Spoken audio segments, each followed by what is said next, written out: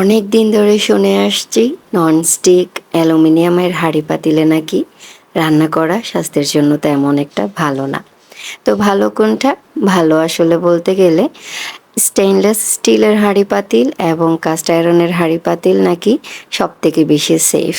তবে সমস্যা হচ্ছে যারা ব্যবহার করেছে তাদের কাছে শোনা কথা আর কি, স্টেনলেস স্টিলের হাঁড়ি পাতিলে রান্না করতে গেলে নাকি নিচের দিকে বা হাঁড়ি পাতিলের যে তলা আছে সেই তলানিতে লেগে যায় বেশিরভাগ সময়। তো আমি ওই চিন্তা থেকে অনেক দিন ধরেই আসলে কিনবো করেও কেনা হয়নি। শুধুমাত্র ভয় পেয়েছিলাম যে যদি আসলে তলানিতে লেগে যায় তাহলে তো রান্না করে কোনো আরাম নেই বা শান্তি নেই। যদিও আমার কাছে স্টেনলেস স্টিলের সসপ্যান আছে, কিন্তু কোনো ফ্রাই প্যান ছিল না। যেহেতু ফ্রাই প্যানে অনেকটা ভাজাভুজির কাজগুলা করা হয়, তো পরে আমি অনেকটা চিন্তা ভাবনা করে বলতে পারেন এক প্রকার রিস্ক নিয়ে তারপরে হচ্ছে একটা স্টেনলেস স্টিলের ফ্রাই প্যান কেনার জন্য বাইরে গিয়েছিলাম সেদিন। তো সেদিন আসার সময় আরও বেশ কিছু ছোটোখাটো কেনাকাটাও করেছি। এর সাথে একটা স্টেনলেস স্টিলের স্কেবি ব্র্যান্ডের একটা ফ্রাই প্যান কিনেছি। এই যে আমি এখন আনবক্সিং করছি সেটা। আজকে আপনাদেরকে সাথে নিয়ে আমি নিজে ট্রাই করব স্টেনলেস স্টিলের হাঁড়ি পাতিলে বা ফ্রাই প্যানে রান্না করতে গেলে আসলেই নিচে লেগে যায় কিনা বা রান্না করে শান্তি কিনা। আমি বেশ কয়েক পদে রান্না বান্না করব, আপনাদের সাথে সবগুলাই শেয়ার করব। চলেন তাহলে ভিডিওটা ফর্মালি শুরু করা যাক। হ্যালো ভিউয়ার্স, আসসালামু আলাইকুম। নতুন আরও একটা ভিডিওতে আপনাদের সবাইকে ওয়েলকাম করছি। কেমন আছেন আপনারা সবাই? আশা করছি আল্লাহর রহমতে খুব ভালো আছেন। আমরা আলহামদুলিল্লাহ ভালো আছি। ভিডিওর শুরুতেই আপনাদেরকে অনুরোধ করব, প্লিজ ভিডিওতে একটা লাইক দিয়ে তারপর বাকি ভিডিও কন্টিনিউ করবেন। আজকে যদি আমাকে প্রথম কেউ দেখে থাকেন, এই ধরনের ভিডিও যদি আপনি আরও দেখতে চান, তাহলে চাইলে আমার চ্যানেলটা সাবস্ক্রাইব করে পাশে থাকা বেল বাটনটা অন করে দিতে পারেন। সেক্ষেত্রে আমি যখনই ভিডিও আপলোড করব আপনার কাছে নোটিফিকেশন চলে যাবে, আপনি আপনার সময় মতো আমার ভিডিও দেখে নিতে পারবেন। এনিওয়েজ, চলেন এখন ফ্রাই প্যানের ব্যাপারে একটু বলি। এটা হচ্ছে 24 সেন্টিমিটারের একটা স্কেবি কুকওয়্যার ব্র্যান্ডের একটা ফ্রাই প্যান।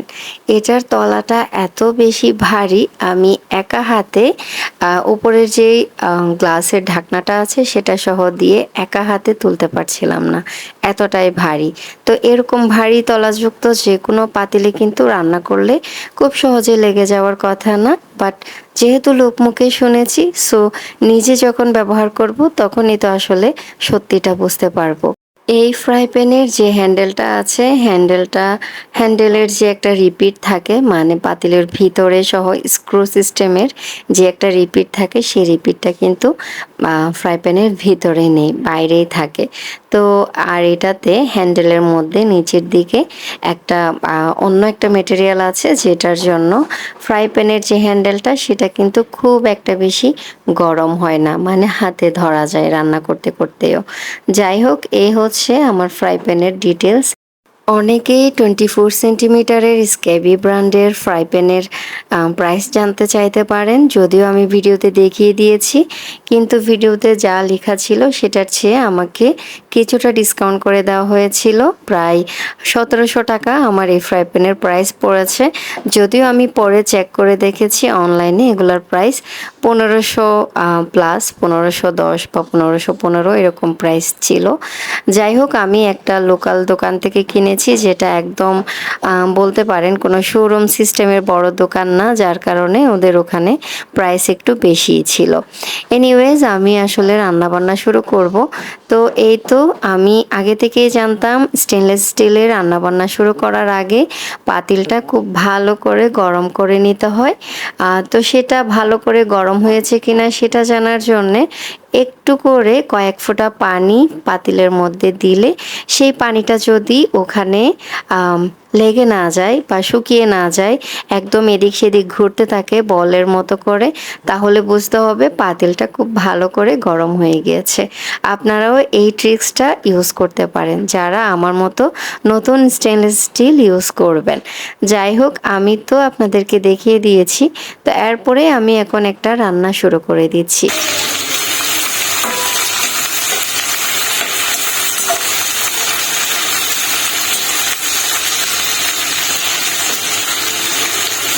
ফ্রাই প্যানে আমরা সব সময় কিন্তু ঝোল জাতীয় রান্নাবান্না করি না। ফ্রাই প্যানটা বিশেষ করে ভাজাভুজির কাজে ইউজ করা হয়। তো সেই চিন্তা থেকে আমি একদম প্রথমে এখানে একটা ভাজি করব, যেটা আম আলু এবং হচ্ছে ঢেঁড়সের ভাজি। তো আলু ঢেঁড়সের ভাজিটা করতে করতে আমার আজকের প্রথম রান্নাটা শুরু করলাম আমার নতুন ফ্রাই প্যানটা দিয়ে। আমি আসলে নিজে অনেকটা এক্সাইটেড ছিলাম, যেহেতু জিনিসগুলা আমি নিজেই এক্সপেরিমেন্ট করব বলে এইটা কিনে এনেছি। তো আমার রান্না করতে না ভীষণ ভালো লাগছিল আর খুবই এক্সাইটেড ফিল করছিলাম আমি। আর যেহেতু একদম প্রথমে ভাজিটা রান্না করছিলাম, তো ভাবছিলাম যে যদি নিচে লেগে যায় তাহলে তো আসলে শান্তি নাই, রান্না করে বা আরাম পাবো না। কিন্তু আমার খুব অবাক লাগছিল যে এখানে কোনোভাবেই আমার কোনো কিছু লেগে যাচ্ছিল না। আর রান্না করতে এত আরাম লাগছিল যে কোনো দিকেই লেগে যাচ্ছিল না, আবার খুব স্মুথলি আসলে নাড়াচাড়া করা যাচ্ছিল। মানে সব কিছু মিলিয়ে আমার কাছে একদম প্রথম এক্সপেরিয়েন্সটা খুবই ভালো ছিল। আপনারা নিজেরাও দেখতে পাচ্ছেন, নিচে লেগে যাওয়ার প্রশ্নই আসে না। একদম সুন্দর মতো চারদিকে নাড়াচাড়াও করতে পারছি, আবার হচ্ছে কোনো দাগ লেগে যাচ্ছে না, হালকা পাতলাও যে একটা লেগে যায় সেটাও হচ্ছে না। তো আমার প্রথম রান্নাটা যেহেতু আলু এবং ঢেঁড়সের ভাজি করা ছিল, সো সেটার এক্সপিরিয়েন্সটা আপনাদের সাথে অলরেডি শেয়ার করে ফেলেছি। এখন আমি আপনাদের সাথে শেয়ার করছি একটা রুটি ভেজে বা রুটি গরম করে যে রুটিটা নিচে লেগে যায় কিনা। তো আমি মাত্র একটা রুটি গরম করে আপনাদেরকে দেখিয়ে দিচ্ছি। এই দেখেন, আমি প্রথমেই যেই একটা ট্রিক্স, সেটা হচ্ছে ফ্রাই প্যানটা ভালো করে গরম করে নেওয়া। ফ্রাই প্যানটা ভালো করে গরম করে তারপর আমি রুটিটা এখানে ফ্রাই প্যানের মধ্যে দিয়ে দিয়েছি। তো এরপরেই দেখতে পাচ্ছেন আমার উল্টানোর আগেই জিনিসটা নিচের থেকে আলগা হয়ে গিয়েছে। আমি নাড়াচাড়া করাতেই রুটিটা অলরেডি নাড়াচাড়া করছে। তো এভাবে করেই আসলে আমি আমার রুটিটা উল্টাই পাল্টাই সবভাবে করে তারপরে হচ্ছে সম্পূর্ণভাবে হওয়ার পর নিয়ে ফেলেছি। রুটিটাও কিন্তু নিচে লেগে যায়নি। এরপরে আরেকটা জিনিস দেখাচ্ছি, এই যে পানি দিচ্ছি, পানি কিন্তু প্রথমে যেটা দিয়েছি সেটা নিচে শোষণ করে নিচ্ছিল, তখন কিন্তু আমার ফ্রাই প্যানটা ভালো করে গরম হয়নি। পরে যখন আবারও পানি দিয়েছি তখন দেখলাম খুব সুন্দর করে পানিগুলো একদম বলের মতো করে এদিক সেদিক করছে। তার মানে বুঝতে হবে আমাদের ফ্রাই প্যানটা একদম সুন্দর মতো পারফেক্টলি গরম হয়ে গিয়েছে। যাই হোক, এখন আমি আরেকটা রান্না করব এবং আপনাদের সাথে শেয়ার করব।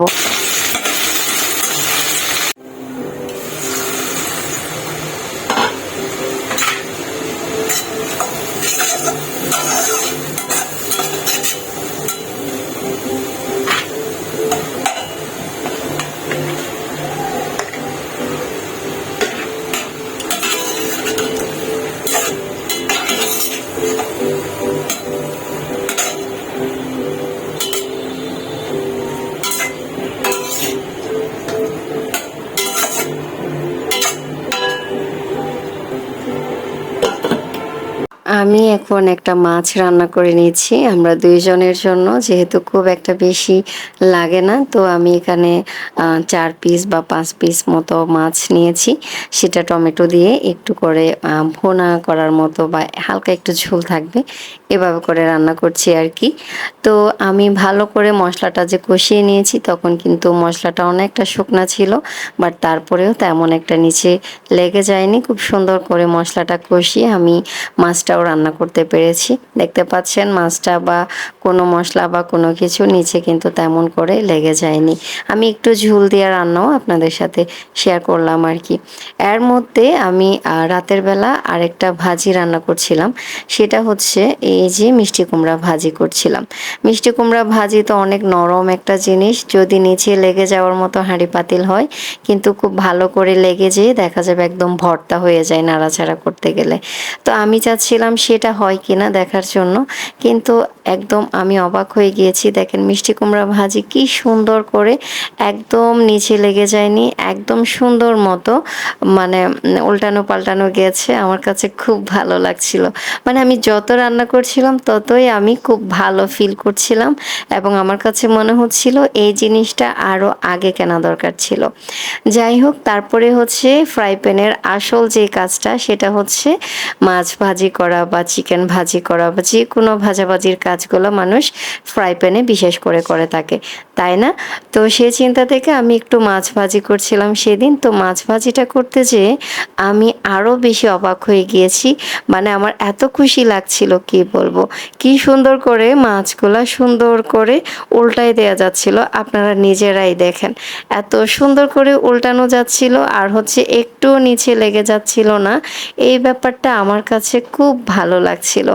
আমি আসলে মনে মনে ভীষণ রিগ্রেট ফিল করছিলাম, কারণ গত বছরও আমি অনেক টাকা খরচ করে পুরো এক সেট অ্যালুমিনিয়ামের হাঁড়ি পাতিল কিনেছিলাম। একদম যে কিয়ামের যে একদম দামি যে অ্যালুমিনিয়ামের হাঁড়ি পাতিলগুলো আছে সেগুলা কিনেছিলাম। তো এখন খুব আফসোস হচ্ছে কেন আমি তখন অ্যালুমিনিয়ামের হাঁড়ি পাতিল কিনেছি। আর একটু বাজেট বাড়িয়ে আমি চাইলেই এই স্টেনলেস স্টিলের পুরো এক সেট হাঁড়ি পাতিল কিনতে পারতাম, যেটা আমার জন্য আজীবন গ্যারান্টেড থাকতো। আজীবন আমি রান্নাবান্না করতে পারতাম, কোনো কিছু হতো না। তবে স্টেনলেস স্টিলে রান্নাবান্না করার ক্ষেত্রে আরও একটা জিনিস অনেক বেশি গুরুত্বপূর্ণ, সেটা হচ্ছে আপনার যে চুলার হিটটা থাকবে সেই হিট আপনাকে অবশ্যই কমিয়ে রান্না করতে হবে। অনেক বেশি বাড়িয়ে রান্না করলে তাহলে দেখা যাবে আপনার জিনিসপত্র বা রান্নাবান্না সব কিছুই কিন্তু নিচে অবশ্যই লেগে যাবে। যে কোনো রান্নাবান্না আপনি যদি মিডিয়াম হিটে করেন বা একটু লো হিটে করেন তাহলে দেখবেন নিচে কিন্তু একদম লেগে যাবে না। যাই হোক, আমি এখানে কিন্তু আবার একটু পাস্তা রান্না করে দেখছিলাম। পাস্তাটাও যেহেতু একটু শুকনো প্রকৃতির খাবার, তো সেজন্য আমি পাস্তাটা রান্না করে একটা এক্সপেরিমেন্ট করে দেখছিলাম যে পাস্তা নিচে লেগে যায় কিনা। বাট মাশাআল্লাহ খুব সুন্দর রান্না হয়েছে। ওই দিনের পাস্তাটাও খুব ভালো মজা হয়েছিল। যাই হোক, আমি তো বেশ অনেকগুলো রান্নাবান্না আপনাদের সাথে শেয়ার করলাম। দেখলাম যে কোনোটাই আসলে তেমন করে নিচে লেগে যায় না, আর রান্না করতে আরও বেশি আরাম লাগছিল আমার কাছে। মানে নাড়াচাড়া করতে ভালো লাগছিল। তারপর যেহেতু নিচে লেগে যায় না, খুব সুন্দর করে রান্না করা যাচ্ছিল। সব কিছু মিলে আমার এক্সপেরিয়েন্সটা খুবই ভালো ছিল। আপনারা যারা স্টেনলেস স্টিলের হাঁড়ি পাতিলে রান্নাবান্না করেন, আপনাদের এক্সপেরিয়েন্স আমাকে শেয়ার করতে পারেন, বা কোন ব্র্যান্ডের আমি স্টেনলেস স্টিল নিলে আরও বেশি ভালো হবে সেটাও আমাকে চাইলে শেয়ার করতে পারেন। তবে একটা বিষয় মনে রাখতে হবে, আপনি যে পাতিলে রান্না করেন না কেন, রান্নার সাথে সাথে আস্তে আস্তে সেই পাতিলের কালারটা একটু একটু হলেও ডিসকালার হবে। একদম নতুনের মতো সবসময় চকচকে থাকবে না। এটা মেনে নিতে পারলে আপনি স্টেনলেস স্টিল একদম সুন্দর মতো শান্তি মতো ইউজ করতে পারবেন। আমার আজকের ভিডিও ছিল একদম একটা ভিন্নধর্মী ভিডিও। রেগুলার ভিডিওর বাইরে যেয়ে এই ভিডিওটা আমি আরও অনেকের জন্য বানিয়েছি যারা আমার মতো অনেক দিন ধরে এই কনফিউশনে ভুগছিলেন। জানি না আপনাদের কতটুকু উপকারে এসেছে। যদি ভিডিও ভালো লাগে প্লিজ একটা লাইক দিতে ভুলবেন না। নেক্সট ভিডিওতে আপনাদের সাথে আবারও দেখা হবে, আবারও কথা হবে। Till then take care and thanks for watching this video. আল্লাহ হাফিজ।